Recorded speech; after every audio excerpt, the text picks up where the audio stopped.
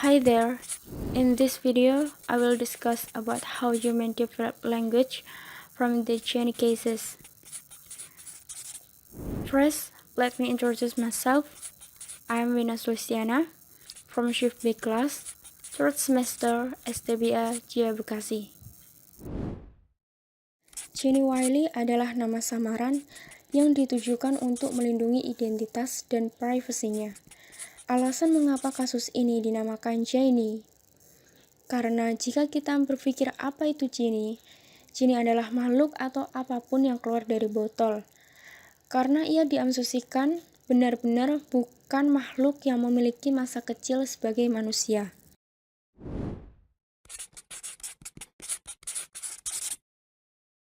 Genie Wiley adalah anak feral child, atau anak yang dibesarkan dalam isolasi sosial dengan sedikit atau tanpa kontak manusia.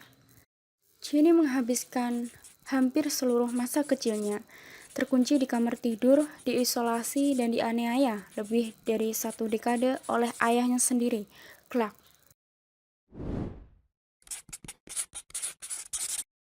Kasus ini terungkap pada 4 November 1970 di Los Angeles, California. Ayahnya ditetapkan bersalah oleh pengadilan. Namun, ia bunuh diri sebelum hukuman dijatuhkan.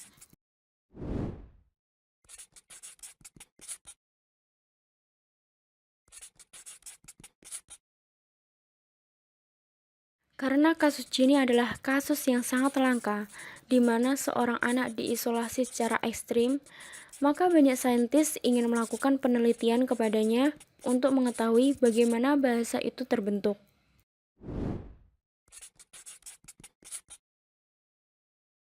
Para saintis beranggapan bahwa bahasa diperoleh karena bawaan atau genetika. Hal ini tentu dipatahkan oleh realitas Genie yang pada saat itu belum dapat berbicara. Saat itu penelitian dibiayai sepenuhnya oleh The National Institute of Mental Health. Eric Laneberg, salah satu peneliti yang ikut berpartisipasi dalam penelitian Genie, mengatakan, seperti banyak perilaku manusia lainnya, kemampuan untuk menguasai bahasa tunduk pada periode kritis. Periode kritis adalah rentang waktu terbatas di mana organisme sensitif terhadap rangsangan eksternal dan mampu memperoleh keterampilan tertentu. Dan ini berlangsung hingga sekitar usia 12 tahun. Setelah masa pubertas, menurutnya, pengaturan otak menjadi teratur dan tidak lagi mampu mempelajari dan memanfaatkan bahasa secara berfungsi penuh. Genie Wiley mendapatkan bahasa pertamanya pada umur 13 tahun, berarti saat ia sudah melewati masa pubertas atau melewati masa periode kritis. Jadi meskipun ia dapat mempelajari 1-2 kata, namun ia tidak dapat merangkai kata menjadi tata bahasa yang benar, sehingga menyulitkannya berinteraksi dengan orang lain. Dr. Bruce J. Perry, Senior Fellow Child Trauma Academy, menjelaskan mengapa otak Genie tidak dapat merangkai tata bahasa dengan benar.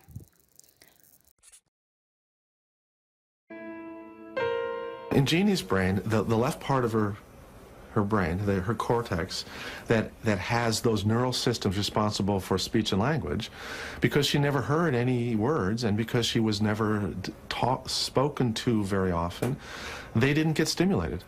And because they weren't stimulated, they got smaller and less functional and disconnected, and ultimately that part of the brain literally physically changes.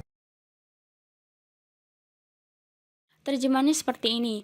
Di otak Jenny, bagian terakhir otaknya, korteks, memiliki sistem neuron yang memungkinkan ia memperoleh bahasa pertamanya. Karena dia tidak pernah mendengar sepatah kata pun dan karena dia tidak pernah sering diajak bicara, otaknya tidak terstimulasi.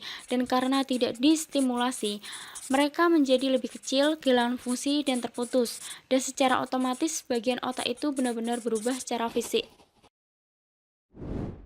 So, from this case, kita dapat menyimpulkan bahwa manusia mesti memiliki good relationship and interaction with others, especially with our parents. This fragile case show the important role of parents in child growth and development so they can grow properly. Karena masa kanak-kanak adalah masa di mana periode kritis itu berlangsung, di mana kita memperoleh bahasa pertama kita. Because humans have the need to communicate, socialize, and get like human because humans are social creatures. So that's all. I hope you get the point that I talk about. If you like this video, you can thumbs up. Thank you so much for joining me today. And wassalamualaikum warahmatullahi wabarakatuh.